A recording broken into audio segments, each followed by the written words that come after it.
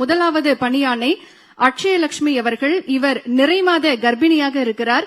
மாண்புமிகு தமிழ்நாடு முதலமைச்சர் அவர்கள் மேடையிலிருந்து கீழே இறங்கி சென்று அக்ஷயலட்சுமி அவர்கள் இருக்கக்கூடிய இடத்திற்கே பணி நியமன ஆணையை வழங்கி சிறப்பிக்க இருக்கின்றார்கள்.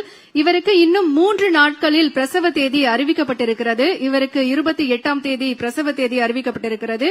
இன்றைக்கு நம்முடைய மாண்புமிகு தமிழ்நாடு முதலமைச்சர் அவர்களின் திருக்கரங்களால் பணி நியமன ஆணையை பெற வருகை தந்திருக்கிறார். நாளை இந்த உலகிற்கு வருகை தரும் புத்தம் புது உயிரின் பாதுகாப்பிற்கும் நம் தமிழ்நாடு அரசு துணை நிற்கும் என்பதற்கு எடுத்துக்காட்டாக நம் மாண்புமிகு தமிழ்நாடு முதலமைச்சர் அவர்கள் அக்ஷயலட்சுமி அவர்களின் கனவுகளை நனவாக்கும் விதமாக பணி நியமன ஆணையை வழங்கி சிறப்பிக்கிறார்கள்.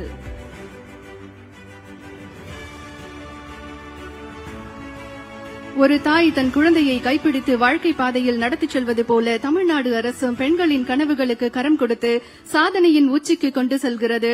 இதை ஒவ்வொரு நொடியும் நம் மாண்புமிகு தமிழ்நாடு முதலமைச்சர் அவர்கள் தன்னுடைய செயலால் நிரூபித்து வருகிறார்.